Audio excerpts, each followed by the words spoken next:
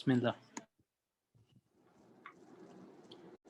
أعوذ بالله السميع العليم من الشيطان اللعين الرجيم. بسم الله الرحمن الرحيم. الحمد لله رب العالمين. الصلاة والسلام على أشرف الأنبياء والمرسلين والآخرين وخاتم النبيين سيدنا ونبينا وطبيب نفوسنا وشفيع ذنوبنا وحبيب قلوبنا مولانا أبي القاسم محمد صلوات اللهم صل على محمد وآل محمد وأجل فرجهم. ثم الصلاة والسلام على صاحب الدعوة النبوية وسولة الحيدرية والإسمة الفاطمية والحلم الحسنية والشجاعة الحسينية والإبادة السجادية والمآثر الباقرية والآثار الجعفرية والعلوم الكاظمية والحجج الرضوية والجود التقوية والنقاوة النقوية والحيبة العسكرية والغيبة الإلهية بأمر الله صلوات الله صل على محمد وآل محمد وأجل فرجهم وعلى آله الطيبين الطاهرين المعصومين المظلومين ولعنة الله على قومه الظالمين. أما بعد فقد وقال الله تبارك وتعالى في كتابه المجيد والفرقان الحميد. بسم الله الرحمن الرحيم. إنما يريد الله ليذهب عنكم الرجس أهل البيت ويطهركم تطهيرا. اللهم صل على محمد وآل محمد وأجل فرجهم. اللهم لك الحمد حمد الشاكرين لك على مصابهم. الحمد لله على عظيم رزيتي. اللهم ارزقني شفاعة الحسين يوم الورود وثبت لي قدم صدقا عندك مع الحسين وأصحاب الحسين الذين بذلوا مهجهم دون الحسين عليه السلام. الہی امین. اللہم صلی علی محمد وآل محمد وعجل فرجهم. اعوذ باللہ من الشیطان الرجیم. بسم اللہ الرحمن الرحیم. انتہائی معزز، قابل احترام، واجب الاحترام مومنات محترم، السلام علیکم ورحمۃ اللہ وبرکاتہ. تمام تعریفیں، تمام حمد و ثنا خالق دو جہاں، مالک کون و مکان، پروردگار عالم کے لیے زیبا ہیں، جو عالمین کا خلق کرنے والا ہے. اور درود و سلام محمد اور آل محمد علیہ السلام کی مقدس اور پاکیزہ ارواح کے لیے مخصوص ہیں، جنہیں پروردگار عالم نے وجہ تخلیق کائنات قرار دیا. مومنات، ہم جس عنوان کے تحت محرم الحرام کی 1442 ہجری عیسوی کے حساب سے 2020 کے اگست 2020 کے محرم کی مجالس سے جو گفتگو کر رہے ہیں، اور اپنی ایک چھوٹی سی ایک نوکری ہے جسے ابا عبداللہ امام حسین علیہ السلام کی بارگاہ میں پیش کرنے کی سعادت حاصل کر رہے ہیں. اور اس عنوان کے تحت اہدنا الصراط المستقیم، صراط المستقیم کے عنوان کے تحت کہ پروردگار ہمیں صراط مستقیم پر قائم و دائم رکھے. صراط کیا ہے اور راستہ کون سا ہے اور کس راستے پر ہمیں رہنا ہے اور کس راستے سے ہمیں گزرنا ہے، اس سے متعلق یہ گفتگو ہے.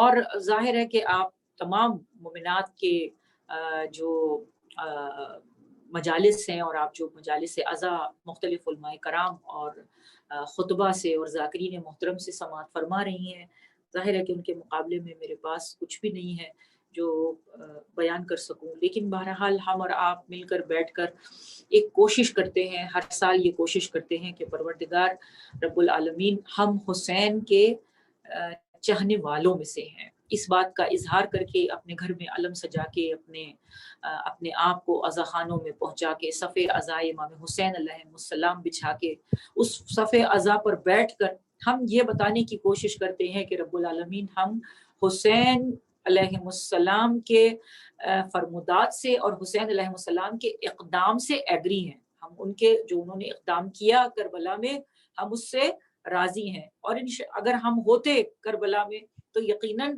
ابا عبداللہ امام حسین علیہ السلام کا ساتھ دیتے.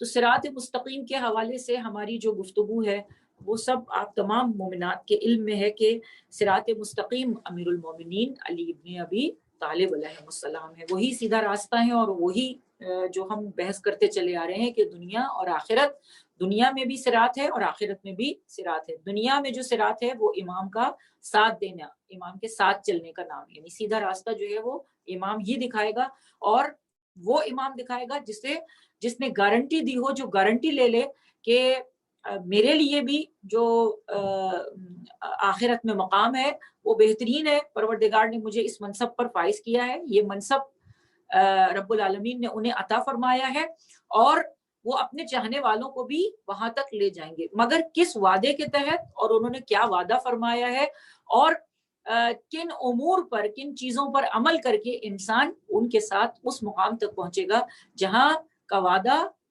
ہمارے امام نے ہم سے فرمایا ہے. پیغمبر اکرم محمد مصطفیٰ صلی اللہ علیہ وآلہ وسلم نے ہم تک جو پیغام پہنچا دیا, اور ہمیں جو کلام مجید جیسی ایک عظیم کتاب ہمارے سپرد کر دی, ظاہر ہے کہ اس کلام مجید میں کچھ آیات متشابہ ہیں اور کچھ آیات جو ہیں وہ محکم ہیں. تو جن آیات میں شبہ پایا جاتا ہے اور جو بالکل کلیئر نہیں ہے, اس کے لیے ظاہر ہے کہ ہمیں راسخون فی العلم کی طرف متوجہ ہونا پڑے گا. یعنی ہم اپنی طرف سے, اب آج دیکھیے نا بہت سارے ایسے لوگ ہیں جو وہ کہتے ہیں کہ وہ جی تفسیر کر رہے ہیں, تو تفسیر میں اور آپ اس طرح سے بیٹھ کے تفسیر نہیں کر سکتے. تفسیر, ہاں یہ کہا جا سکتا ہے کہ تفسیر بیان کر رہے ہیں, یعنی کسی تفسیر کو دیکھنے کے بعد اس تفسیر کو بیان کر رہے ہیں. اگر واقعاً تفسیر کلام مجید کو سمجھا جائے تو اس کے لیے علی کی زبان چاہیے اور سلمان جیسے طالب علم چاہیے. لیکن ظاہر ہے کہ انہوں نے جو تفسیر بیان کر دی, اور انہوں نے جتنا پہنچا سکے اور جتنا ہمارے اندر اسے سمجھنے کی تاب تھی, جتنی عقل تھی اس کے مطابق, اور امام نے ہمیشہ کسی سے بھی گفتگو کی ہے تو ان کی عقل کے مطابق کی ہے. یعنی امام سے اگر ایک وقت میں 10 لوگ سوال کرتے تھے تو ان کو ان کی عقل کے مطابق امام جواب دیتے تھے. تو ہماری اور آپ کی یہ مجال نہیں ہے کہ ہم تفسیر کو بیان کر سکیں. ہم تو میں نے ایک مجلس میں آپ کے سامنے عرض کیا تھا کہ ہم تو گلدستہ بنا کر آپ کی خدمت میں پیش کر دیتے ہیں. کمال تو ان کا ہے جنہوں نے تفسیر کو جمع کیا, اور انہوں نے بھی جو سب سے زیادہ مستند تفسیر ہے وہ حضرت امام حسن عسکری علیہ السلام کی تفسیر ہے, کہ جس کو مقدم رکھا جاتا ہے تمام تفسیروں پر, اور اسی کے ذیل سے پھر جو ہے وہ نتیجے نکالے جاتے ہیں. تو بہرحال ہماری اور آپ کی یہ مجال نہیں ہے, مگر ہم جو آسان الفاظ کے ذریعے سے, مختصر الفاظ کے ذریعے سے, اور بالکل سادگی کے ساتھ جو ہم بات کر سکتے ہیں وہ یہ ہے کہ جو ہم بات کرتے چلے آ رہے ہیں کہ ایک سوال ہے, وہ سوال یہ ہے کہ ہم یہ تو بیان کر رہے ہیں کہ صراط پر یہ سوال ہونے والا ہے, صراط پل صراط پر جو ہے وہ یہاں پکڑ ہوگی, یہاں پکڑ ہوگی, یہاں پکڑ ہوگی. تو کہیں ایسا نہ ہو کہ پھر کوئی یہ سوچے کہ پھر ہم تو کچھ بھی ہم نے کیا ہی نہیں ہے, ہم نے تو اعمال کو انجام ہی نہیں دیا ہے, تو ہمارا کیا ہوگا, پھر ہم تو پھر گر جائیں گے جہنم میں.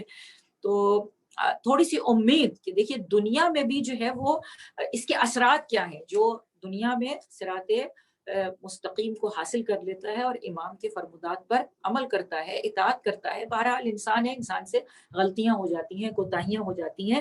تو دنیا میں اس کے اثرات کیا ہیں, وہ اپنے امام کو, جیسے ہم اور آپ ہیں کہ ہم اور آپ شیعہ ہیں, مولا کے ماننے والے ہیں. میں تو مان نہیں سکتی کہ امام کا کوئی ماننے والا ہو اور وہ نماز نہ پڑھتا ہو. تو جیسا کہ کل آپ کے سامنے عرض کیا تھا کہ ہمارے پاس کتنے ہزار منٹ ہوتے ہیں, لیکن اگر ان اتنے ہزاروں منٹس میں سے ہم چند منٹ نہ نکال سکیں اللہ کے لیے, 17 منٹ نہ نکال سکیں واجب نمازوں کے لیے, تو پھر ظاہر ہے کہ پھر وہ انسان کہلانے کا حقدار نہیں ہے. اس کو حق نہیں ہے کہ اس کو انسان, کیونکہ جانور بھی یہی کر رہے ہیں کہ کھا رہے ہیں, پی رہے ہیں اور مصروف ہیں اپنا کھانے پینے میں، یا تو وہ سو جاتے ہیں یا اٹھ کر کھانا شروع کر دیتے ہیں، اس کے علاوہ انہیں کوئی دوسرا کام نہیں ہے، لیکن بہرحال وہ اللہ کی عبادت کرتے ہیں اپنی زبان میں۔ تو انسان کو اللہ نے جو ایک طریقہ دیا ہے کہ سب کام چھوڑ دو اور نماز کے لیے اس پروردگار کی بارگاہ میں حاضر ہو جاؤ۔ ہمارے استاد ہی کہوں گی، ہمارے مولانا سلام یا حسین کے مولانا ظہیر الحسن نے ایک بات کہی تھی، بعض دفعہ کسی کی ایک بات جو ہے نا وہ دل کے اوپر اتنی زیادہ اثر انداز ہو جاتی ہے۔ بعض اوقات ایسا ہوتا ہے کہ ہم بہت سارے کام کر رہے ہوتے ہیں، ہم خواتین ہیں، اب ہم خواتین میں بعض اوقات ظاہر ہے ہمارے گھر کے بہت سارے کام ایسے ہوتے ہیں کہ انہیں انجام دینا پڑتا ہے۔ تو بعض اوقات ایسا ہے کہ آپ کوکنگ کر رہی ہیں، آپ کوکنگ کرتے کرتے نماز کا ٹائم ہو جاتا ہے۔ اول تو یہ کہ یہ ذہن میں رہنا چاہیے کہ مجھے اس وقت یہ کام کرنا ہے، ٹائم ٹیبل ضرور بنانا چاہیے۔ مولا علی نے بھی کہا ہے کہ اپنا ٹائم ٹیبل بناؤ، دن کو اتنے حصوں میں تقسیم کرو، اور اس میں اپنے جو تمہارے اوقات ہیں، تمہارا جو زندگی کا جو ٹائم ٹیبل ہے اسے سیٹ کرو۔ جیسے یونیورسٹی میں ہماری بچیاں جاتی ہیں، بچے جاتے ہیں، اسکول جاتے ہیں، تو ایک ٹائم ٹیبل بنا ہوتا ہے کہ پہلا یہ پیریڈ ہے، دوسرا یہ پیریڈ ہے، تیسرا یہ پیریڈ، تو اس طرح سے آپ کو اس وقت اس کلاس کو جوائن کرنا ہے اس وقت، اور اس کو سب چیز کو آرگنائز کیا جاتا ہے۔ تو یہ اسی لیے سکھایا جاتا ہے کہ ہمیں اپنی زندگی میں بھی ٹائم ٹیبل بنانا چاہیے۔ ہمارا کیا ٹائم ٹیبل ہونا چاہیے؟ اب آج کل کیونکہ ظاہر ہے کہ کرونا ہے اور وبا پھیلی ہوئی ہے، اور اس کی وجہ سے جو ہے وہ بہت سارا ہمارا ٹائم ٹیبل جو ہے وہ آؤٹ ہو گیا۔ اچھا، اب ہمیں اسی میں رہنا ہے، اسی طریقے سے رہنا ہے، کب تک رہنا ہے ہمیں نہیں معلوم۔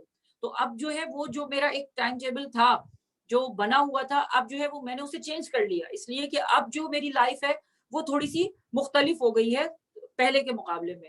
تو اب مجھے یہ دیکھنا ہے کہ مجھے اتنے بجے اٹھنا ہے، مثلا فجر کی نماز کے لیے ہم اٹھے، اور اس کے بعد پھر چلیں تھوڑا سا سو جائیں، بچوں کو اسکول نہیں بھیجنا ہے، بچے گھر سے اسکول آن لائن کلاسز لے رہے ہیں، تو آپ نے اپنا ایک اسکیجول بنانا ہے، اپنا ٹائم ٹیبل بنانا ہے کہ مجھے اتنا سونا ہے، اتنے بجے اٹھنا ہے۔ انف ہے کہ آپ 9 بجے، 9:30 بجے، 10 بجے چلیں، بہت سے بہت 10 بجے، بس اس سے زیادہ نہیں۔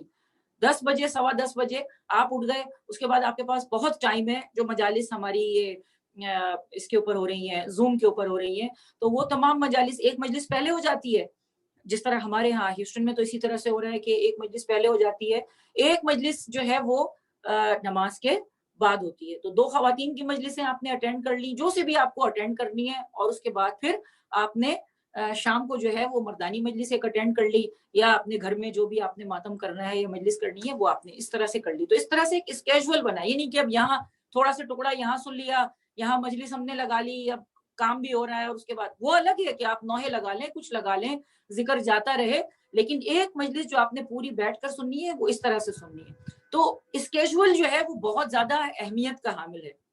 بعض اوقات مجھ سے لوگ پوچھتے ہیں کیسے اتنا ٹائم نکالتے، تو جب تک آپ اسکیجول نہیں بنائیں گے آپ ٹائم نہیں نکال سکتے۔ تو آپ کو یہ پتا ہونا چاہیے کہ اتنے بجے مجھے یہ کام کرنا ہے، اتنے بجے یہ کام کرنا ہے۔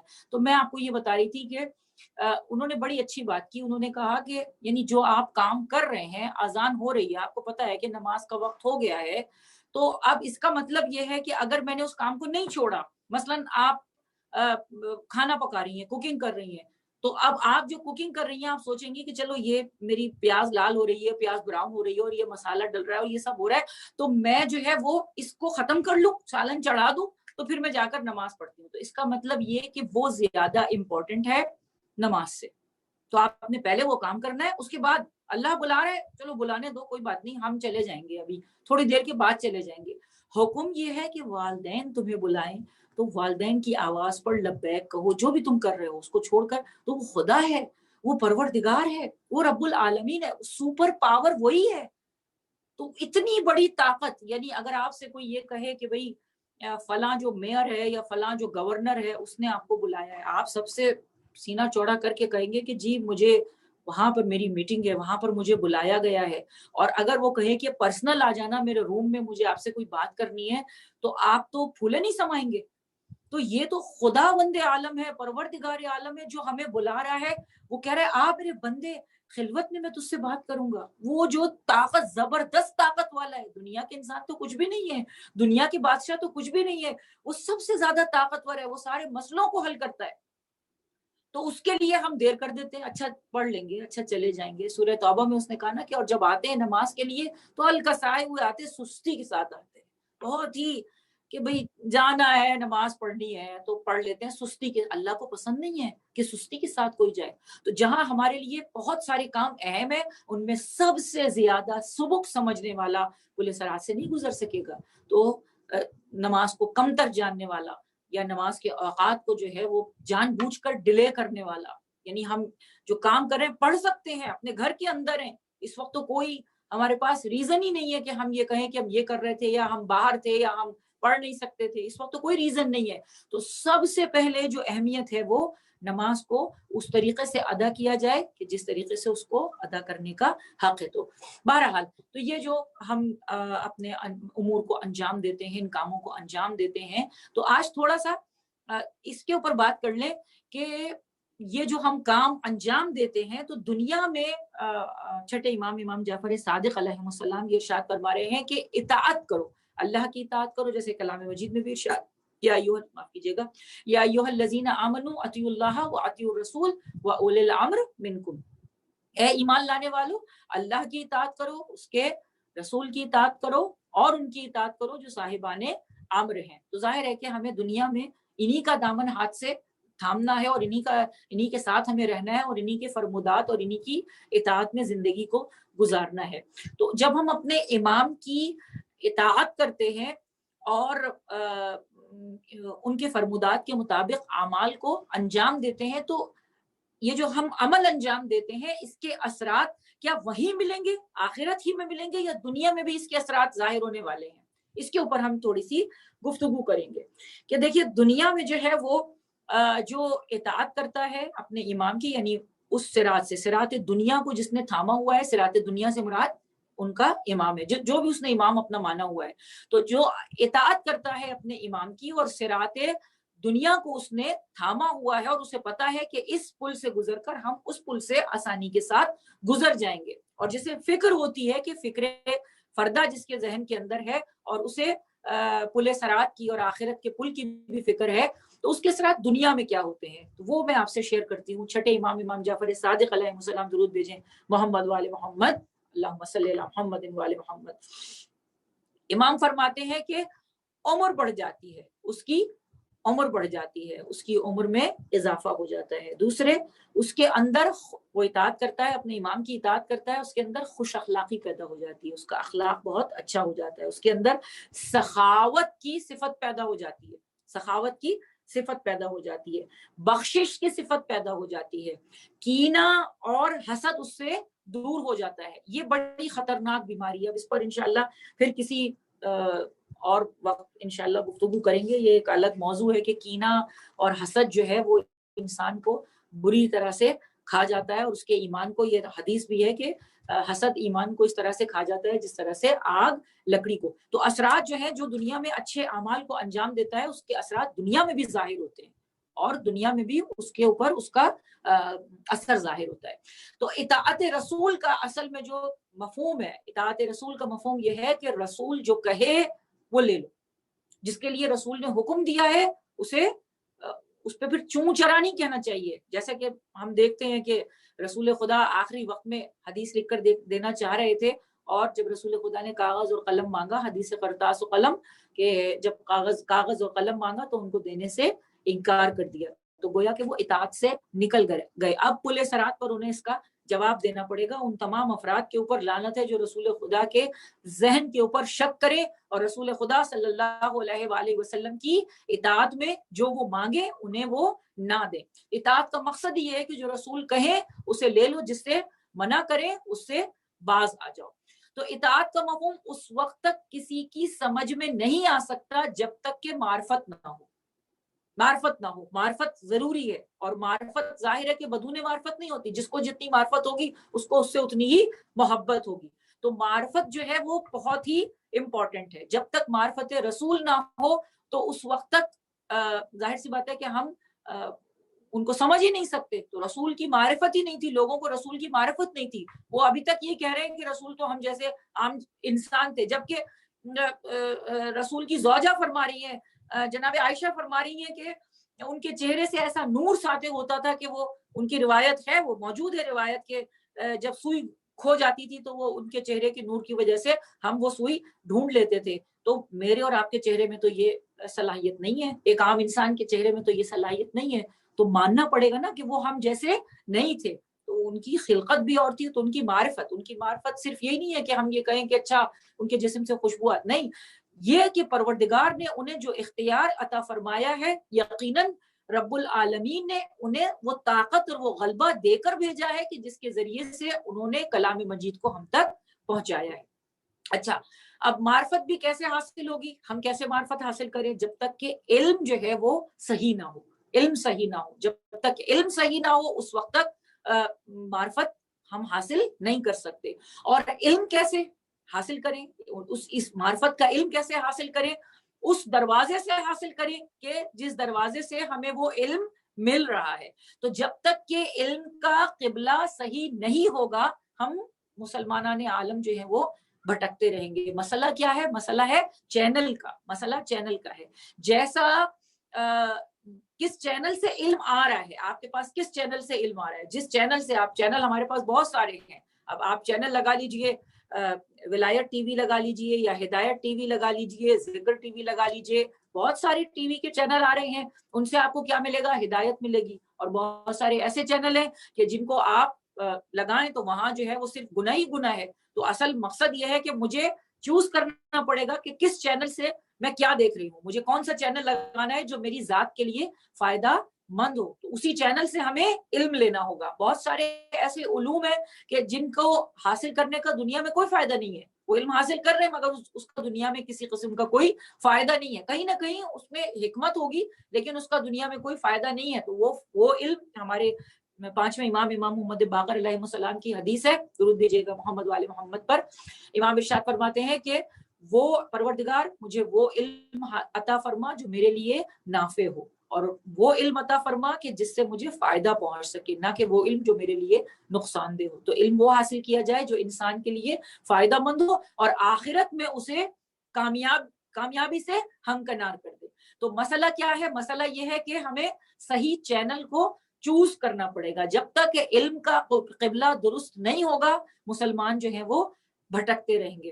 تو اچھا, اب یہ ہے کہ جیسا علم ہوگا, جہاں سے بھی آپ نے علم لیا ہے, جیسا علم ہوگا ویسی معرفت ہوگی, اور جیسی معرفت ہوگی ویسی عقیدت ہوگی, اور جیسی عقیدت ہوگی ویسی ہی اطاعت ہوگی, اور جیسی اطاعت ہوگی ویسا ہی احترام ہوگا, اور جیسا احترام ہوگا ویسی ہی شخصیت ہوگی, اور جیسی شخصیت ہوگی ویسی ہی سیرت ہوگی, اور جیسی سیرت ہوگی ویسی ہی آخرت ہوگی, اور جیسی آخرت ہوگی ویسا ہی انعام ملے گا, ویسا ہی انعام ملے گا. تو جو ظاہر ہے کہ اب یہ پورا ایک سلسلہ ہے, اس سلسلے کو ہمیں مد نظر رکھنا پڑے گا. تو ہم جو ہے وہ ہمیں یہ کوشش کرنی ہے کہ دنیا میں جو پل صراط ہے, اس پل صراط کو ہم اپنے امام نے جو ہمیں راستہ دکھایا ہے اس راستے کو صحیح طریقے سے ہم تھام کر رکھیں تاکہ ہم بھٹکنے نہ پائیں. اب دیکھیے امام کو جو ہے نا وہ ہم جو اپنے محرم الحرام آتا ہے, ہم سیاہ لباس بدل لیتے ہیں اور سیاہ لباس کو سفید لباس کو یا رنگین لباس کو ترک کر دیتے ہیں, اور سیاہ لباس زیبتن کر کے یہ بتاتے ہیں کہ ہم امام حسین علیہ السلام کے غم میں ہیں. تو محرم جو ہے وہ, میں ایک بات آپ سے شیئر کر رہی ہوں کہ محرم جو ہے وہ سفید لباس کو سیاہ لباس میں تبدیل کرنے کا نام نہیں ہے. محرم سفید لباس کو سیاہ لباس میں تبدیل کرنے کا نام نہیں ہے, بلکہ سیاہ کردار کو سفید کردار میں تبدیل کرنے کا نام ہے. ہمارا جو کردار جس پہ سیاہی آ گئی ہے, جو دھبے آ گئے ہیں, جو 11 مہینے تک 10 مہینے تک جو محرم کے علاوہ ہیں, اس میں جو غلاظت آ گئی ہے, اپنے نفس کو پاکیزہ کرنے کا نام ہے. اپنے نفس کو ہم پاکیزہ کر دیں, آلودگی سے اپنے آپ کو بچانے کی کوشش کریں. اسی لیے امام کو گھر میں عشرہ نہیں چاہیے, امام کو گھر میں تقویٰ چاہیے. امام یہ چاہتے ہیں ہم کہیں عشرہ ہو رہا ہے. اچھا اب دیکھیے عشرہ, یہ باتیں ہیں ظاہر ہے کہ جو میں کرتی ہوں اور آپ سے بھی استدعا کرتی ہوں کہ کوشش کریں کہ ہم یہ جو پل صراط سے گزرنا ہے یہ بہرحال ایک مشکل امر ہے. امیر المومنین کی حدیث ہے, امیر المومنین نے ارشاد فرمایا ہے کہ اتنا آسان نہیں ہے. ہم علی علی کرنے والے, ہم مولا کے بعض اوقات جو ہے وہ یہ کہہ دیا جاتا ہے کہ جی وہ تو جب فرشتے آئیں گے تو میں یہ کہوں گا, فرشتے آئیں گے تو میں یہ کہوں گا. میں بھی ظاہر شعر پڑھتی ہوں، مجھے اچھے لگتے ہیں، شعر پڑھنا اچھا لگتا ہے، لیکن وہ ظاہر ہے کہ ہم اپنے عقیدے کی بنا پر کرتے ہیں، لیکن بہرحال مشکل کام ہے عمل کے ساتھ ہے تو پھر ٹھیک ہے انشاءاللہ. لیکن اگر عمل نہیں ہے، ہمیں پتہ ہے ہم یہ گناہ انجام دے رہے ہیں، اور اس کے بعد پھر ہم اس بات کے متقاضی بھی ہوں کہ ہمارے مولا جو ہیں وہ پل صراط سے ہمیں پار کروا دیں گے، مولا ہمیں جو ہے وہ قیامت میں ہمارا ہاتھ پکڑیں گے اور آ جائیں گے اور ہمیں ان کا دیدار ہو جائے گا. جیسا کہ مولا نے کہا کہ تمہاری قبر میں آؤں گا، تو قبر میں ان کو بلانے کے لیے ہمیں وہ معرفت چاہیے ہوگی، امام کی وہ معرفت چاہیے ہوگی، تاکہ ہم قبر میں امام کا دیدار کر سکیں. اتنا آسان بھی نہیں ہے. کہتے ہیں کہ قبر میں شاید میں نے آپ اٹلانٹا میں شاید پڑھا تھا کہ یہ پرچہ وہ ہے جو آؤٹ ہو چکا ہے، جو امتحان ہونے والا ہے قبر میں، جو سوالات پوچھے جائیں گے. اگر آپ، میری بچیوں سے میں کہوں گی کہ اگر آپ کو یہ پتہ چل جائے کہ امتحان میں یہ والے سوال آنے والے ہیں تو بس ہمارے تو آ گئے جی 100%، بالکل ہم تو پاس ہو گئے، تو کوئی سوال کی کوئی مشکل ہی نہیں ہے ہماری، تو بس یہ کہ کامیابی یقینی ہے، کیونکہ پرچہ آپ کو پتہ چل گیا کہ کون کون سے سوال آنے والے ہیں. تھوڑے سے تو سوال پوچھے جائیں گے. تو یہ پرچہ وہ ہے جو آؤٹ ہو چکا ہے نا، یہ پرچہ آؤٹ ہوا ہے.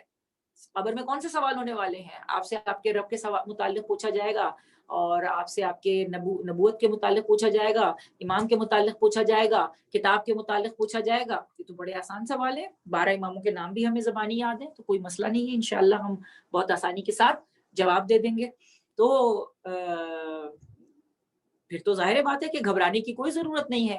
نہیں مومنات، زبان جو ہے وہ بڑی مشکل سے ہلے گی. جو دہشت ہوگی، قبر کی جو دہشت ہوگی، پروردگار سب کو محفوظ رکھے رب العالمین. جو تازہ مرحومین ہیں جو آج دفن ہونے والے ہیں، رب العالمین ان پر اپنا فضل و کرم عنایت فرمائے، نازل فرمائے، اور ان کی مشکلوں کو آسان فرمائے. گھبرائے ہیں مولا بھی گھبرائے ہیں، اور مولا نے ہمارے متعلق بھی کہا ہے. چھٹے امام نے کہا کہ ہمیں تمہارے برزخ کی فکر ہے. تو ایسا نہیں ہے کہ بہت ہی آسانی کے ساتھ ہم ہنستے رہیں اور سب کچھ کرتے رہے اور کہیں کہ ہم تو علی والے ہیں. تو علی کو ماننا کوئی مذاق نہیں ہے، امیر المومنین کو ماننا کوئی مذاق نہیں ہے، امیر المومنین کو ماننا کوئی کھیل نہیں ہے، امیر المومنین کو ماننا کوئی ہلکا نہیں ہے. امیر المومنین کے ماننے والے کیسے ہوتے ہیں؟ ہم ریپریزنٹ کرتے ہیں اپنے امام کو، ریپریزنٹ کرتے ہیں کہ علی کے چاہنے والے ایسے ہوتے ہیں. وہ پڑھتے ہیں نا، ایسے ہوتے ہیں علی کے نوکر. علی کے نوکر کیسے ہوتے ہیں؟ علی کے نوکر کون ہوتے ہیں؟ علی کے نوکر وہ ہوتے ہیں جو، میں کیا بولوں اب کہ مجھے معاف کر دیجئے گا، علی کے نوکر وہ نہیں ہوتے جو اپنی شادیوں کی محفل میں پوری رات جشن مناتے ہیں اور بینڈ باجے والوں کو بلاتے ہیں اور خدا کو بھولے ہوئے ہوتے ہیں اور وہاں شیطان کی محفل سجاتے ہیں. وہ علی کے نوکر تو نہیں ہوتے، وہ علی کے ماننے والے تو نہیں ہوتے. علی کے چاہنے والے راتوں کو اٹھ کر عابد شب زندہ دار ہوتے ہیں. علی کے نوکر امام کی محبت میں سر کٹانے والے ہوتے ہیں. علی کے نوکر وہ ہوتے ہیں جو اپنی عبادتوں میں کوتاہی نہیں کرتے. علی کے نوکر وہ ہوتے ہیں جو گناہوں سے اپنے آپ کو بچاتے ہیں، جو ظاہری گناہ کی دعوت دیتے ہیں ان سے اپنے آپ کو بچاتے ہیں، اپنی تنہائیوں میں اپنے آپ کو گناہ سے بچاتے ہیں. تو انشاءاللہ کوشش کریں گے کہ ہم علی کے نوکر بن کے دکھائیں. ہم علی کے نوکر نہیں ہیں، ہم تو بس علی کے چاہنے والے ہیں، ان سے محبت کرتے ہیں. بس خدا کرے کہ علی بھی ہم سے محبت کرے، خدا کرے کہ امام زمانہ بھی ہم سے ویسی محبت کرے.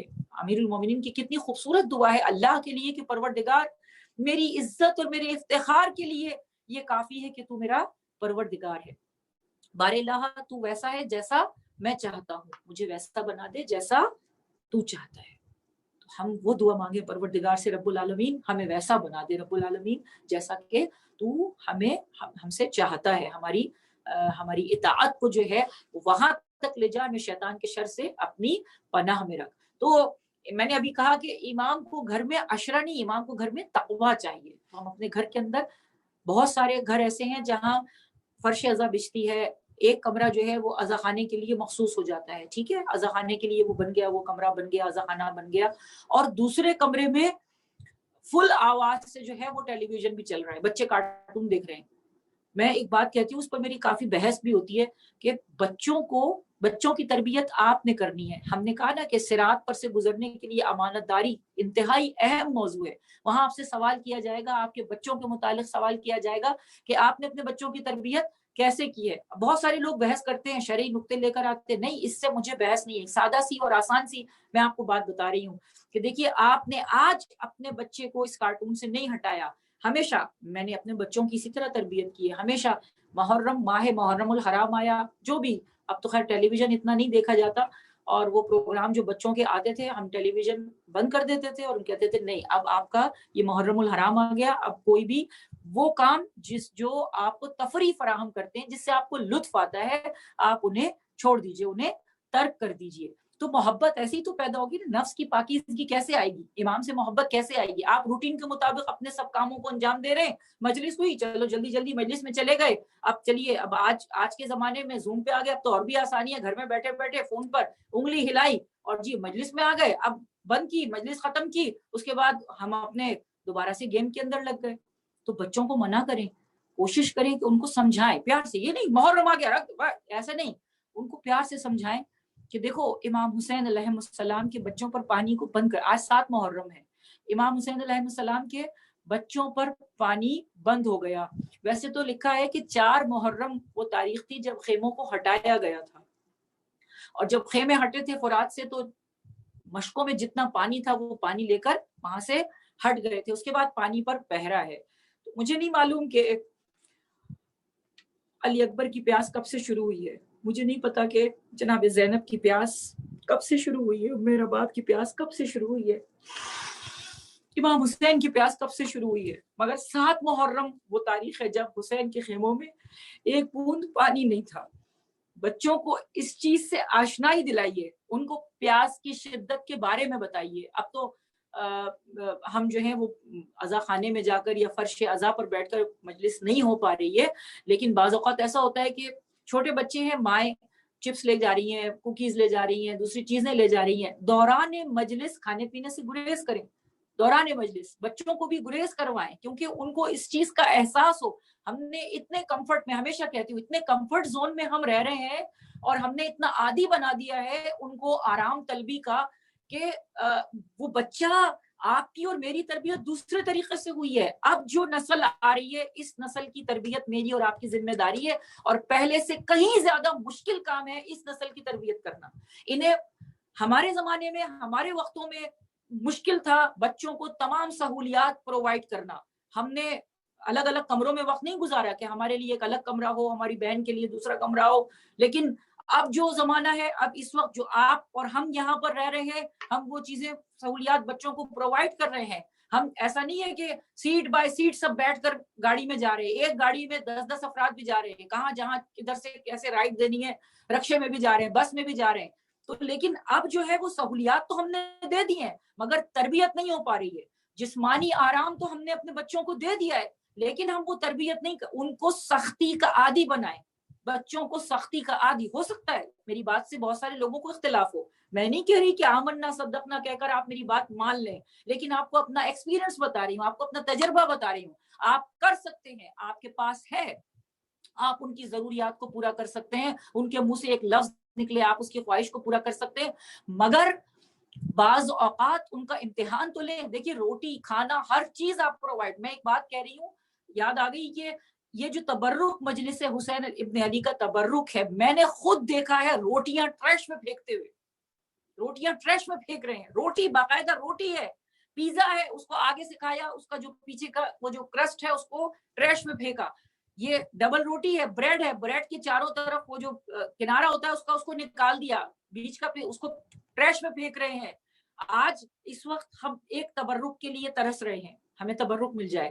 لوگ ہمارے یہاں جو سلسلہ ہوا ہے کہ ماشاءاللہ سے گھروں کے اوپر لوگ تبرک بانٹ رہے ہیں, تو ہم ڈرائیو کر کے جا رہے ہیں 4 میل 5 میل 10 میل جا کے ان سے وہ تبرک لے کر آئے کہ حسین ابن علی کا ہمیں تبرک چاہیے.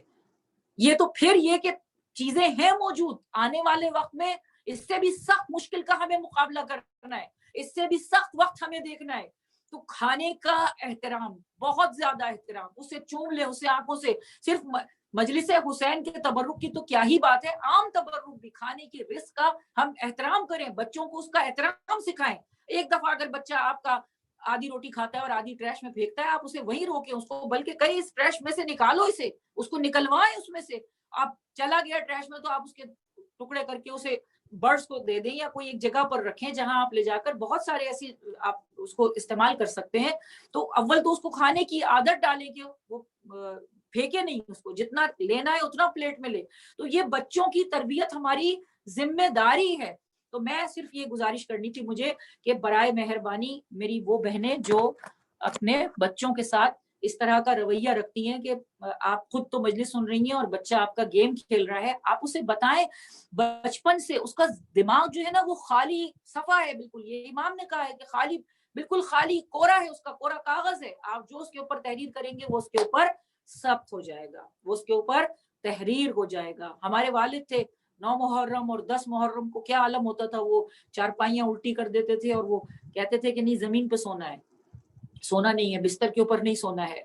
घर के तमाम लाइटें ऑफ कर देते थे 10 मुहर्रम को शाम गरीबा में, और बस सिर्फ कैंडल्स रोशन होती थी। सिर्फ ये नहीं है कि थोड़ी देर के लिए जिस वक्त मजलिस हो रही है बस मगरिब को, ये जलाते ही नहीं थे, वो कहते ही नहीं थे कि आज लाइट जलेगी। लाइट हमें पता था कि शाम गरीबा में जो है वो कुछ देर, यानी 1 घंटे के लिए जो है वो हम रहना गवारा नहीं करते। इमाम को जाहिर है कि ये सब चीजें असरात होते हैं इनके, ये इन सब चीजों के असरात होते हैं। इमाम से मोहब्बत बढ़ती है, इमाम से प्यार बढ़ता है, एहसास होता है। बच्चा पूछेगा, बच्चे के जहन में सवाल पैदा होगा ये अंधेरा क्यों है, तो उन्हें बताएं कि ये शाम गरीबा के अंधेरे की याद है। इंशाल्लाह शाम गरीबा की मजलिस जाहिर है कि मसाइब ही मसाइब होते हैं, उसमें हम ये पहलू, इन सब चीजों की तरफ हम तवज्जो नहीं दिला पाते। तो इसकी तरबियत अब जाहिर उस वक्त हम बताएंगे तो क्या, अभी शाम गरीबा में वक्त है। आप तमाम मोमिनात से, जिनके बच्चे छोटे हैं, जिनके बच्चे बड़े हैं, अपने अपने आप घर में है ना, आपके पास इख्तियार है, मगरिब हो आप लाइटें मत जलाएं, अंधेरे में रहने की कोशिश करें। और जो छोटे बच्चे हैं जब वो सवाल करें कि लाइट क्यों नहीं जल रही, तो उन्हें बताएं कि करबला वालों पर क्या गुजरी थी, सकीना बीबी की दहशत का क्या आलम था, बाप शहीद हो गया था, भाई शहीद हो गए थे, एक बूंद पानी नहीं था, घर में कुछ था नहीं, खेमे जल गए थे, खाक पर बीबियां बैठी हुई थी, उन्हें ये स्टोरी सुनाए। तो इंशाल्लाह आप देखेंगी उसके असरात 20 साल के बाद, आप देखेंगी उसके असरात 25 साल के बाद। आपको फिर पता होगा जब आपका बच्चा अपने बच्चे की परवरिश करेगा, आपका बच्चा, हमें नासिर इमाम अपने बच्चों को बनाना है, तो कंफर्ट जोन से उन्हें निकालना पड़ेगा, उस जोन से उन्हें निकालना पड़ेगा। मजलिस हो रही होती है, हम देखते हैं कि माए जो है वो बच्चों को ताबूत रखा हुआ है और वहां जो है वो उल्टे सीधे कार्टून चल रहे हैं, हाथों के अंदर फोन है, और उसे इस बात का एहसास नहीं है क्योंकि उसके कान सुन रहे हैं मगर वो नहीं सुन रहे जो हम सुनाना चाह रहे हैं, उसकी आंखें देख रही हैं मगर वो नहीं देख रही जो हम दिखाना चाह रहे हैं, उसके जहन में सिर्फ और सिर्फ वही चल रहा है जो वो अपने उन चीजों के बारे में सोच रहा है। जब वो महरूम होगा ना, गेम से महरूम कर दिया आपने, वो गेम नहीं खेल रहा है, फोन पर नहीं है, तो अब जब वो महरूम होगा तो वो सोचेगा भी, क्योंकि मफकूद किया जा रहा है, जहन की सलाहियतों को बिल्कुल बंद कर दिया गया है ताकि इंसान कुछ सोचे ही नहीं। और ये जाहिर है कि एक पूरा एक सिलसिला है, उस पर इंशाल्लाह फिर हम कभी बात करेंगे। तो अल्लाह ताला हमें तौफीक अता फरमाए, रब्बुल आलमीन हमें तौफीक अता फरमाए कि बच्चों को हम वैसा नासिर बनाए जैसा इमाम को दरकार है, जैसा इमाम हमसे तलब करना चाहते हैं। तो अब जो है वो टाइम हमारा निकल गया, बहुत ही माजरत चाहती हूँ कि 3-4 चीजें मैं जल्दी जल्दी आपके सामने बयान कर देती हूँ कि हजरत इब्ने अब्बास ने एक रिवायत की है पुल सरात के हवाले से, मिरसात के हवाले से। मिरसात जैसा कि दूसरी तीसरी मजलिस में आपके सामने अर्ज किया था कि वो भी एक पुल है। तो इब्ने अब्बास कहते हैं कि मिरसात के ऊपर 7 चेक पोस्टें होंगी, 7 मकामात ऐसे होंगे जहां पर रोका जाएगा। तो पहली जो चेक पोस्ट होगी वहां पर मुताल्लिक सवाल होगा। अब ये जो छोटी छोटी चेक पोस्टें हैं ना कि एक के बाद एक, वो तो बड़ी थी, अब जो है वो 7 चेक पोस्टें जो हैं वो आगे छोटी छोटी जो तफ्तीश आती जाती है वहां पर जो है वो हमें इनका जवाब देना है। अब इसमें फिर ये दोबारा लेकर आते हैं कि सबसे पहले तौहीद का सवाल होगा, उसके बाद फिर नमाज का सवाल होगा, उसके बाद फिर ज़कात का सवाल होगा, उसके बाद फिर रोजे का सवाल होगा, उसके बाद फिर हज का सवाल होगा, और उसके बाद फिर हज के उम्रे का सवाल होगा, और साथ में जो है वो हुकूकुन नास का सवाल होगा। तो वहां पर जो है वो अदालत इलाही भी होगी, और अदालत इलाही के से फिर जैसा कि कहा ना कि वो जो 3 पुल थे उससे मुताल्लिक फिर वो बातें बयान की जाएंगी। अदालत इलाही से मुताल्लिक यानी ये कि दुनिया में हो सकता है कि मुझे एहसास नहीं हुआ कि मेरा हक किसी ने खाया, या हो सकता है कि میں نے کسی کا حق کھایا, مجھے دنیا میں احساس نہیں ہوا, لیکن وہاں پر جو ہے وہ باس پرس کی جائے گی. ہو سکتا ہے کسی نے معاف کر دیا, ہو سکتا ہے کہ کسی نے, لیکن اللہ جو ہے وہ اس سے باس پرس ضرور کرے گا. تو میں ایک واقعہ آپ کو سنا دیتی ہوں. مرحوم محدث نوری سید ہاشم بحرانی نے اس واقعے کو نقل کیا ہے, اور وہ بیان کرتے ہیں کہ نجف کا رہنے والا ایک یہودی, نجف کا رہنے والا ایک مسلمان تھا, وہ ایک یہودی کے پاس جاتا ہے, اور غربت کا عالم ہے, تو وہ یہودی سے جا کر کہتا ہے کہ مجھے 10 درہم قرضہ دے دو. تو یہودی جو ہے وہ اس کو 10 درہم قرضہ دے دیتا ہے. کمٹمنٹ یہ ہوتا ہے, طے یہ ہوتا ہے کہ 10 درہم جو تم مجھے دو گے میں 1-1 درہم کر کے تمہیں واپس لوٹا دوں گا. تو یہ لے کر آ جاتے ہیں قرضہ, اور اس کے بعد پھر 1-1 درہم کر کے ان کو واپس کرنا شروع کرتے ہیں. ابھی 5 درہم انہوں نے واپس کیے تھے, 5 درہم ابھی باقی تھے, کہ وہ یہودی ان کو نظر نہیں آیا. تو انہوں نے کہا چلو کل دے دوں گا. اب سستی اور کاہلی کا شکار ہو گئے, اجرت دینے میں سستی اور کاہلی. تو انہوں نے کہا کہ یہ قرضہ مجھے دینا تھا, دے دوں گا, کل دے دوں گا, پرسوں دے دوں گا, ارے مل جائیں گے تو دے دوں گا, کسی اور کو معلوم نہیں ہے. تو انہوں نے جو ہے وہ قرضہ اس کا نہیں دیا. پھر ان کو پھر خیال آیا کہ پھر معلوم کروں کہ بھئی کیسے قرضہ دینا ہے. پتہ چلا کہ وہ بغداد چلا گیا. اب یہ بالکل ہی اطمینان سے ہو گئے کہ چلو وہ بغداد چلا گیا تو اب میں کہاں سے دے سکتا ہوں, میں تو نہیں دے سکتا. تو 5 درہم جو ہے وہ ان کے اوپر قرضہ باقی تھا. ایک روز انہوں نے خواب دیکھا. اچھا یہ اچھا انسان تھے, انہوں نے خواب دیکھا. کیا خواب دیکھا کہ میدان محشر ہے, اور سارے چیک پوسٹ سے گزرتے ہوئے, تمام چیزوں سے گزرتے ہوئے یہ پل صراط پر آ گئے. اب نماز کا سوال ہوا, ہاں جی صحیح ہے, سب 100 ملتے چلے جا رہے ہیں, اور یہ آگے بڑھتے چلے جا رہے ہیں. جب یہ آگے جاتے ہیں اور سیکیورٹی سے نکل کے اس مقام پر پہنچتے ہیں کہ جہاں حقوق الناس کی باری آتی ہے, تو حقوق الناس میں وہاں پر اچانک یہ بڑی خوشی خوشی کہتے ہیں چلو بھئی سب چیزوں سے پاس ہو گیا, اب تو جو ہے وہ بس پل پار ہوا چاہتا ہے, کہ اچانک انہیں ایک آواز آتی ہے اور ایک شخص سامنے آ کر کھڑا ہو جاتا ہے. اب دیکھا کہ وہ یہودی ہے, اور وہ نیچے سے نکلا ہے, جہنم کے اس میں سے نکلا ہے, اور وہ کہہ رہا ہے میرے 5 درہم دے دو. میں نے کہا 5 درہم میں یہاں کہاں سے لاؤں؟ کہا نہیں مجھے نہیں پتا, میرے 5 درہم دو, مجھے 5 درہم چاہیے. کہا بھئی میرے پاس ہے نہیں اس وقت. کہا کہ نہیں میں تو تمہیں آگے جانے نہیں دوں گا. اس نے کہا ہٹو میرا راستہ چھوڑو, اس لیے کہ میرا سب کچھ میں پاس کر چکا ہوں, مجھے تو آگے جانا ہے. اس نے کہا نہیں میں آپ کو آگے نہیں جانے دے سکتا جب تک آپ میرے 5 درہم ادا, حالانکہ وہ یہودی ہے. اب کوئی یہ کہے یہودیوں کا مال کھانا ہے, کھا سکتے ہیں, تو عیسائیوں کا مال کھا سکتے ہیں, تو یہ کر سکتے ہیں, ایسا نہیں ہے, آپ نہیں کر سکتے, یہ ہمیں حکم یہی ہے. اب وہ یہودی ہے, اور اللہ نے اس یہودی کو یہ اختیار دیا ہے کہ تم اپنا حق مانگ سکتے ہو حقوق الناس کا. اس میں اللہ کہے گا بھئی نہیں اب ہم کچھ نہیں کر سکتے, تمہاری مرضی ہے. اگر وہ یہودی بخش دے گا تو پروردگار بھی بخش دے گا, اگر وہ یہودی نہیں بخشے گا تو پھر اللہ بھی اس کو, پھر آپ کو نکالنا پڑے گا. اب اس کی جو بھی پیمنٹ ہوگی وہ اس کو آپ کو کرنی پڑے گی. اب یہ علیحدہ بات ہے کہ پھر وہ اعمال کے متعلق جو ہے وہ ہوگا کہ پھر وہ اپنے عمل میں سے اس کو دینا پڑے گا. لیکن یہاں جو انہوں نے واقعہ بیان کیا تو خواب ہے, تو یہ کہہ رہے ہیں کہ میں خواب میں یہ دیکھ رہا ہوں کہ یہ سب کچھ ہو رہا ہے, اور خواب حقیقت سے اتنا قریب تھا کہ یہ کہتے ہیں کہ اس پل پر, اس پل صراط پر میں کھڑا ہوں, اور وہ شخص مجھے آگے جانے نہیں دے رہا. اچانک میں نے جو ہے وہ اس کو زبردستی میں نے آگے جانے کی کوشش کی. تو جب میں نے زبردستی آگے جانے کی کوشش کی تو اس نے اپنی ایک انگلی جو ہے وہ میرے سینے کے اوپر رکھی, اور جب اس نے سینے پر رکھی تو میرا سینہ جو ہے وہ جل گیا, اور انگلی کا پورا ایک نشان جو ہے وہ وہاں پر زخم جو ہے وہ بن گیا. تو یہ ہاشم بحرانی نے جو یہ واقعہ نقل کیا ہے تو کہتے ہیں کہ اس نے جو اپنا کرتا اٹھایا, جب وہ یہ رودات سنا رہا تھا, اس نے جب اپنا کرتا اٹھایا تو وہ سینے کے اندر وہ زخم, وہ انگلی کا نشان وہاں پر موجود تھا. اللہ اکبر. عزاداران ایمان, اس پل صراط پر سے کہ جب جو ہے وہ ہم اس پل صراط پر سے گزریں گے تو عجیب عالم ہوگا. دعا کرتے ہیں پروردگار سے کہ رب العالمین ہمیں امیر المومنین علیہ السلام کے چاہنے والوں میں شمار فرمائے, اور پروردگار ہمیں امام زمانہ علیہ السلام کی محبت سے سرشار فرمائے. رسول اکرم محمد مصطفیٰ صلی اللہ علیہ وآلہ وسلم ارشاد فرماتے ہیں کہ جب روز قیامت ہوگا اور پروردگار عالم تمام خلائق کو جمع کرے گا, اور جب تمام خلائق جمع ہو جائے گی تو ایک آواز آئے گی کہ اے اہل محشر اپنی آنکھوں کو بند کر لو, اس لیے کہ فاطمہ بنت محمد پل صراط پر سے گزرنے والی ہے, اس جگہ سے گزرنے والی ہے.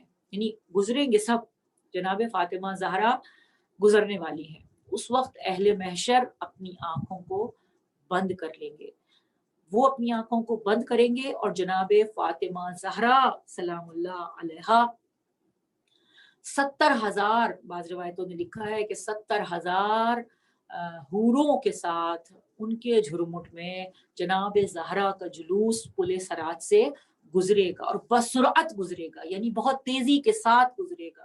اس وقت یہ حکم ہوگا کہ جو فاطمہ زہرا سے توسل کرنا چاہتا ہے وہ زہرا سے توسل کرے اور پل صراط سے پار ہو جائے۔ اجازت ملے گی، وہاں بھی اجازت ملے گی، جس کو اجازت ملے گی وہ ان سے توسل کرے گا۔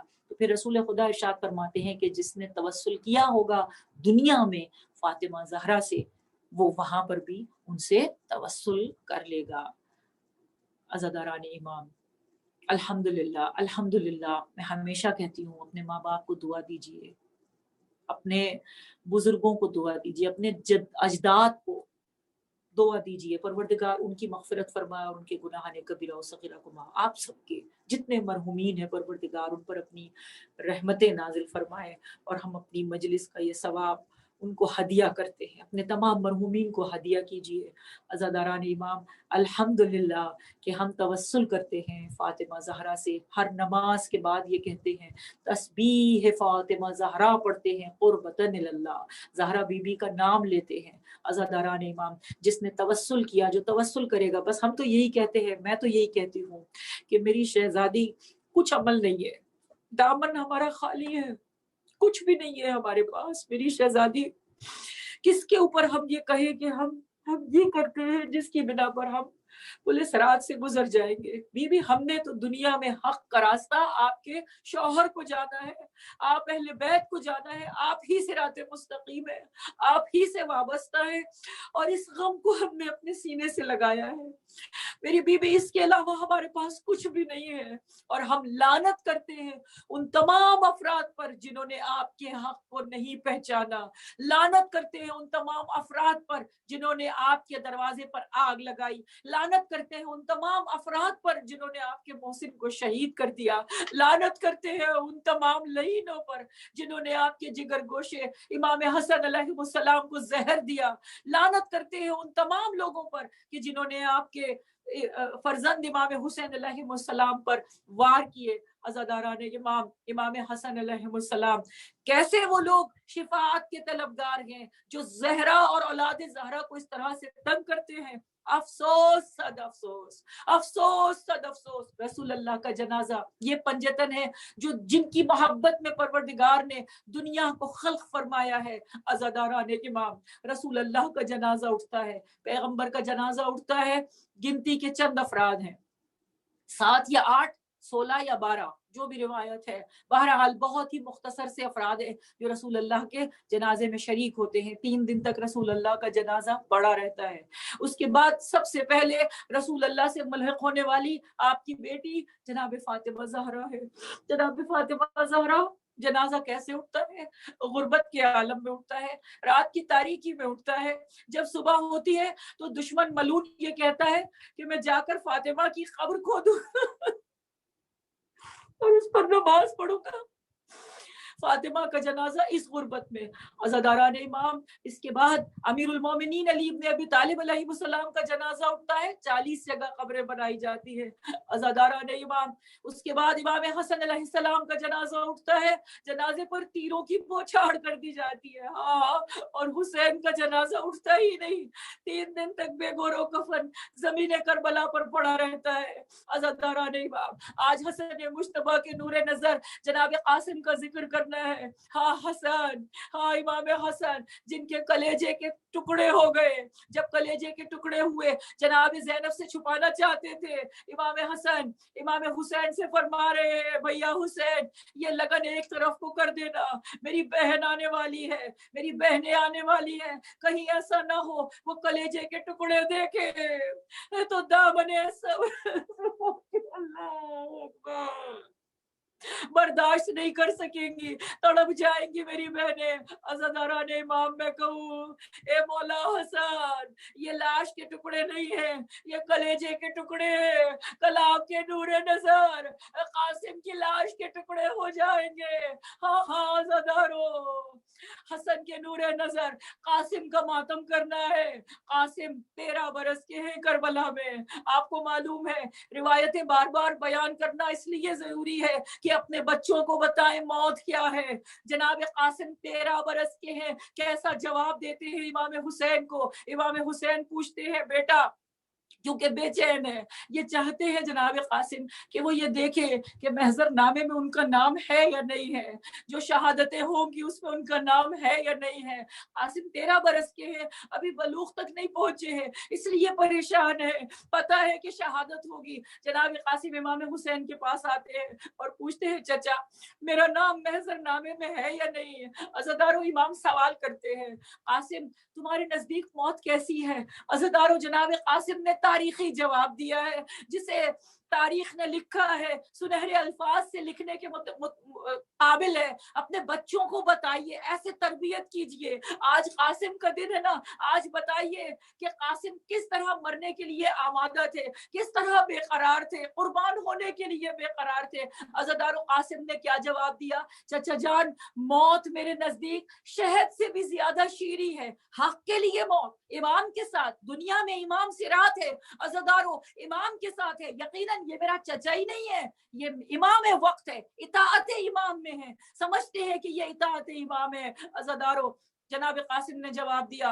امام حسین علیہ السلام کہتے ہیں کہ قاسم تمہارا نام تو کیا، علی اصغر کا نام بھی محضر نامے میں موجود ہے۔ جناب قاسم رو کر پوچھتے ہیں، سوچتے ہیں، عقل کہاں جاتی ہے، سوچتے ہیں، سوچ کر پوچھتے ہیں، کیونکہ علی اصغر بہت چھوٹے ہیں، علی اصغر تو جھولے میں ہے۔ پوچھتے ہیں چچا جان کیا یہ اشقیاء خیموں تک آ جائیں گے؟ عزادارو غیرت دار باپ کا بیٹا، غیرت دار قاسم، عزاداران امام جواب دیتے ہیں نہیں، علی اصغر کو میں اپنے ہاتھوں پر لے کر جاؤں گا۔ بس عزاداران امام جناب قاسم روز عاشور بے چین ہے، کبھی خیمے میں جاتے ہیں، ماں سے پوچھتے ہیں اماں ابھی تک چچا جان نے مرنے کی اجازت نہیں دی ہے۔ عزادارو ایک مرتبہ ماں نے قریب بلایا، میرے لال آؤ، قریب آؤ، بازو پر سے اس تعویذ کو کھولا، وہ تعویذ جناب قاسم نے پڑھا، جناب ام فروا نے وہ قاسم کے ہاتھ سے اس تعویذ کو لیا، امام حسین علیہ السلام کی بارگاہ میں آئی۔ حسین ابن علی نے کھڑے ہو کر بھابھی کا استقبال کیا، کہا کیا حال، اس وقت کیسے زحمت فرمائی؟ عزادارو امام لاشوں پر لاشیں اٹھا رہے ہیں، اس وقت عجیب کیفیت ہے امام کی۔ جناب ام فروا کہتی ہے یہ خط لے کر آئی ہوں، آپ کے بھائی کا خط ہے۔ امام نے بھائی کے خط کو دیکھا، ڈھارس کا کام کیا، امام نے اس خط کو آنکھوں سے لگایا، خط کو کھولا، پڑھا، المختصر یہ کہ قاسم کو دیکھا، کہا الوداع قاسم، خدا حافظ قاسم۔ عزادارو 13 برس کے قاسم ہے، امام نے حضرت قاسم کو، اس شہزادے کو گھوڑے پر سوار کر دیا۔ عزادارو جناب قاسم گھوڑے پر سوار ہوئے، زرہ پہنی، جناب قاسم چلے، اب عزادارو تلوار کو لہراتے جاتے ہیں۔ جناب قاسم نے جو رجس پڑھا ہے، گزشتہ سال میں نے آپ کے سامنے بیان کیا تھا، حضرت قاسم کا رجس بہت مشہور ہے۔ آپ نے اپنے دادا کا تعارف کروایا، آپ نے اپنے بابا کا تعارف کروایا، آپ نے بتایا کہ ہم ہی وہ ہیں جو اطاعت امام میں ہیں، ہم ہی وہ ہیں جو علی کے ماننے والے ہیں، میں علی کا پوتا ہوں، میں آیا ہوں اسلام کے اوپر مرنے کے لیے، ہم ہی اسلام کی نصرت کرنے والے ہیں۔ عزاداران امام جناب قاسم نے تلوار سے جنگ کرنا شروع کی۔ تاریخ نے لکھا ہے کہ 35 افراد تھے جنہیں جناب قاسم نے 13 برس کے بچے نے 35 افراد کو واصل جہنم کیا، جن میں اردق شامی بھی تھا، اس کے 4 بیٹے بھی تھے۔ یہ میں ہمیشہ بیان کرتی ہوں، اب اتنا ٹائم نہیں ہے۔ اردق شامی سے کس طرح سے جنگ ہوئی، امام حسین نے دعا فرمائی پروردگار اس اردق شامی کے غرور و تکبر کو خاک میں ملا دے، میرے قاسم کو فتح دے دے۔ قاسم کو فتح ہوئی، 35 افراد کو واصل جہنم کیا عزاداران امام. ایک ملعون نے جناب قاسم کو نیزہ مارا. جب نیزہ مارا جناب قاسم جھولنے لگے, قابو نہیں رکھ سکے. ایک مرتبہ آواز دی, امام کو آواز دی.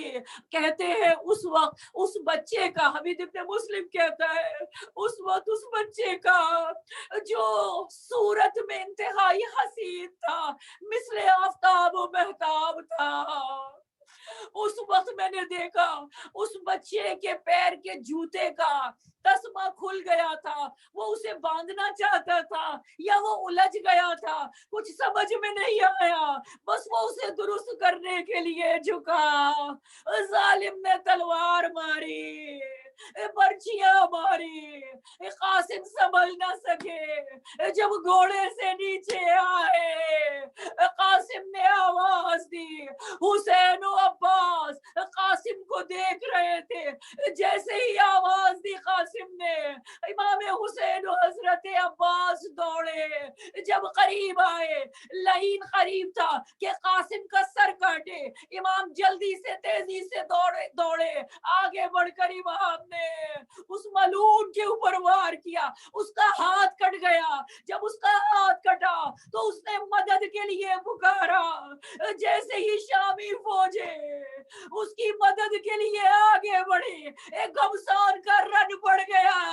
ادھر کی فوجیں ادھر, ادھر کے گھوڑے ادھر دوڑے. قاسم کا لاشا گھوڑوں کی ٹانپوں سے پائمال ہونے لگا. اس بھاگنے میں خون سے زمین لال ہو گئی. قاسم کی لاش گھوڑوں سے پامال ہو گئی. سب ٹکڑے ٹکڑے سینے پر نور ہو گیا.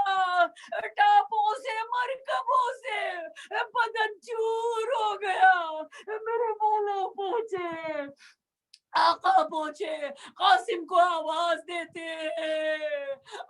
دیتے میرے لال کہاں ہو, عزادارو مرثیے کا باندھے ہے. پہنچے حسین, لاش پہ جس دم بچش میں دم اٹکا ہوا تھا آنکھوں میں اس وقت حسین کا دم. سر اپنا پیٹ کر یہ پکارے شہ امام, قاسم اٹھو کے آئے ہیں ملنے کو تم سے ہم. ارے موڑو نا فاطمہ کے نور عین سے, باتیں تو کچھ کرو دم آخر حسین سے. عزادارو, اس کے بعد امام حسین نے جناب قاسم کی لاش کو اٹھایا. بس لکھا ہوا یہی ہے کہ جناب قاسم کی لاش پر گھوڑے دوڑ گئے تھے, جس کی بنا پر آپ کی لاش زندگی میں گھوڑوں سے پامال ہو گئی تھی. میرے مولا نے قاسم کی لاش کو کیسے اٹھایا سنیے. ارے مقتل سے لاش آنے کی صورت کہوں میں کیا, چادر لپیٹ دی تھی کہ آزاد سب جدا, اور قطرے لہو کے خاک پہ گرتے تھے جا بجا. گردن ڈلی ہوئی تھی, لٹکتے تھے دست پاؤں. حضرت چلے اٹھا کے تنے پاش کو, کاندھا دیا چچا نے بھتیجے کی لاش کو. وقاسمہ لعنت اللہ علی قوم الظالمین. بار الہ پروردگار اس قلیل عبادت کو اپنی بارگاہ میں قبول فرما لے یا رب العالمین یا رحم الراحمین. ان آنسوؤں کو رومال فاطمہ زہرا میں جگہ عنایت فرما. بار الہ رب العالمین دعائے صحت کی درخواست ہے. ایک بیبی ہے آئمہ بطول, اس کے لیے بہت زیادہ دعا کی ضرورت ہے. اور ایک اٹلانٹا میں ایک بچی ہے سکینہ بنت کامل. آپ کے جو بھی عزیز ہیں جو بیمار ہیں, اگر آپ چاہیں نام دینا چاہیں تو آپ مجھے ٹیکسٹ کر دیں, اور جو بھی چاہتے ہیں کہ ان کا نام لیا جائے, آپ وہاں سے بھی بیٹھ کر اگر نام لیں گے تو انشاءاللہ دعا قبول ہوگی. بس یہ دعا کریں پروردگار ان تمام بیماروں کو, سکینہ بنت کامل کو, آئمہ بطول کو, اسد کاردار کو, حیدر حسین کو, اور یاسمین جیوانی کو, اور نظیم نقوی کو, اور جتنے بھی بیمار ہیں رب العالمین ان سب کو شفائے کاملہ و عاجلہ عطا فرما. ہم لعنت کرتے ہیں رب العالمین ان قاتلوں پر جنہوں نے حسن کے نور نظر قاسم کی لاش کے ٹکڑے کر دیے. پروردگار میرے معبود ان پر اپنے عذاب کو اور زیادہ کر. ہم ان سب پر تبرہ کرتے ہیں اور بار الہ محبت کرتے ہیں اپنی بیوی جناب فاطمہ زہرا سے. یا رب العالمین ہم نے جو کچھ بھی سیکھا ہے رب العالمین پروردگار رب العالمین اس کے صدقے میں ہمیں پل صراط سے بآسانی گزرنے کی توفیق دینا میرے معبود. ہم توسل کرتے ہیں جناب فاطمہ زہرا سے رب العالمین. بار اللہ روز محشر بھی گواہ رہنا, یہ زمین گواہ رہے, یہ آسمان گواہ رہے, یہ اطراف میں ہمارے اشیاء گواہ رہے کہ ہم نے توسل کیا ہے جناب فاطمہ زہرا سے. بار اللہ پروردگار اس بی بی کے صدقے میں ہر ایک کی مشکلوں کو دور فرما دے. اپنے لیے کوئی دعا نہیں مانگے. بعض لوگ کہتے ہیں شادی کے لیے دعا, جن کے سیرے کے پھول نہیں, میں نہیں کہتی, عزادارہ نہیں ماں, میری بہنوں, میری عزیز بہنوں, دیکھیے کسی کی لاش رکھی ہو اور اس کی لاش پر آ کر آپ اس کی ماں سے یہ کہیں کہ دیکھو تمہارا بچہ مر گیا, اس کے صدقے میں ہمارا بچہ, نہیں عزادارہ نہیں ہوا. بس پروردگار سے یہ دعا ہے ہم مر جائیں, ہماری اولادیں مر جائیں, شہید ہو جائیں, ان کے نام پر سب کچھ قربان ہے پروردگار, سب کچھ قربان ہے. ہمیں بس وہ معرفت عطا فرما. یہ دعا کریں ان 10 دنوں میں پروردگار ہمارے بچوں کو جناب قاسم کے نقش قدم پر چلنے کی توفیق عطا فرما. ہمارے جوانوں کو علی اکبر کے نقش قدم پر چلنے کی توفیق عطا فرما. پروردگار وہ جو 2 ہمارے جوان ہیں مزمل زیدی اور عاصم نقوی, رب العالمین ان کو جلد سے جلد رہائی نصیب ہو بار اللہ. اور ایک اور بہن ہے ہماری جن کے کوئی عزیز ہے جو قید میں ہے بار اللہ, وہ اپنا نام ظاہر کرنا نہیں چاہتے, مگر بہرحال جو جہاں بھی ہے رب العالمین اگر قید میں ہے تو وہ اچھی جگہ پر رہے بار اللہ. پروردگار ان کو قید میں آرام عطا فرما اور جلد سے جلد انہیں قید سے اسیران کربلا کے صدقے میں رہائی نصیب ہو. یا رب العالمین تاجیل فرما. امام زمانہ علیہ السلام کے ظہور میں ہم سب کو ان کے آوان و انصار میں شمار فرما. ربنا تقبل منا انک انت السمیع العلیم. سيعلم الذين ظلموا أي منقلب ينقلبون.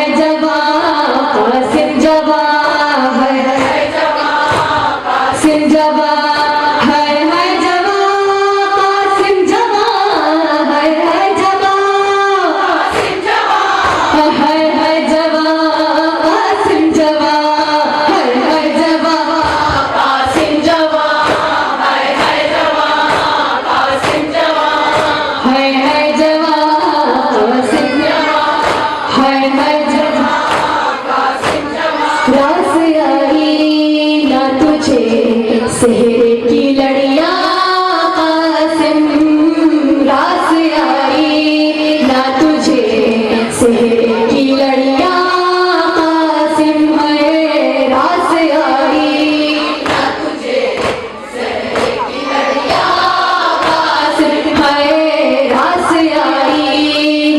تجھے کی لڑیاں قاسم ہے راس آئی نہ تجھے خاک پر بکھیرے ہیں کبرا کے صبر ماں قاسم ہے راس آئی نہ تجھے قاسم ہے راس آئی نہ تجھے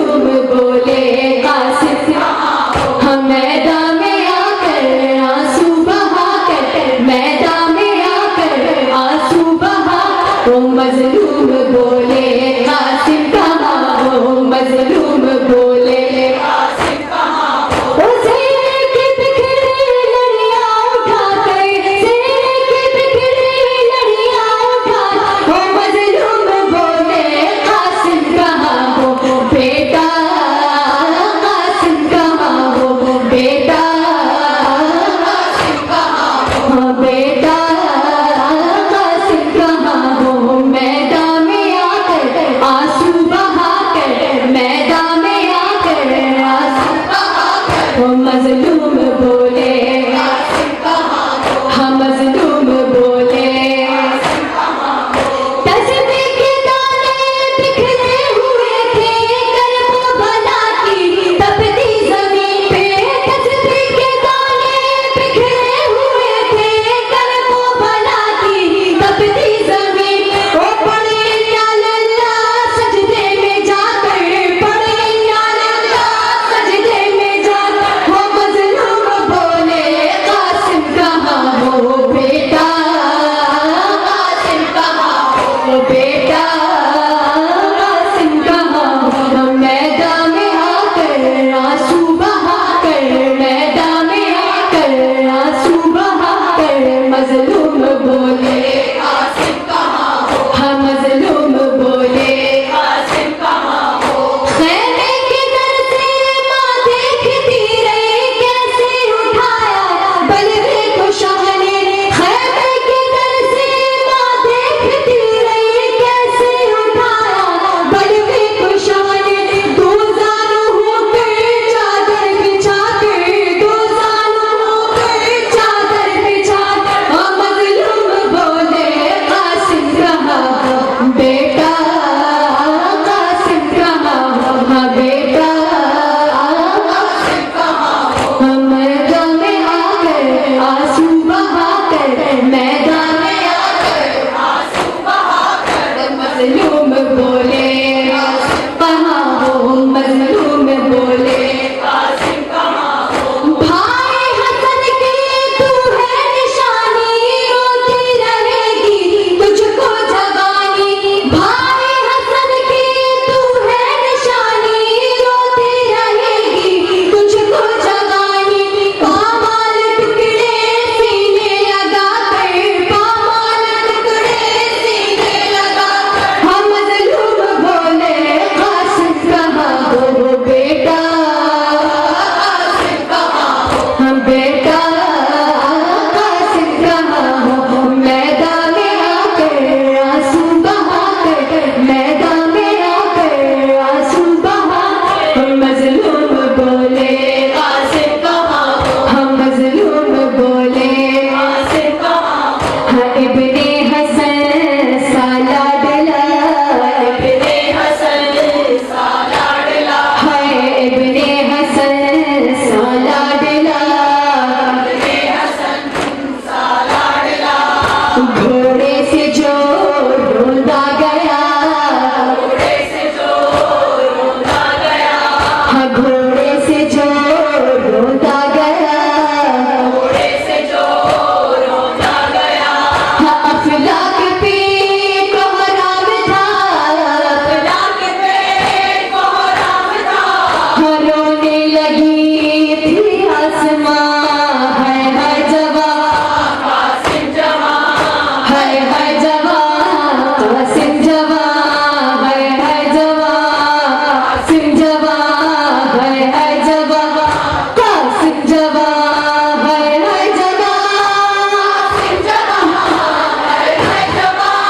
قاسم جوان ہے جوان قاسم جوان ہے جوان قاسم جوان ہے جوان قاسم جوان ہے جوان ایسی بہن شبیر کی ایسی بہن شبیر کی ہے جب شام کو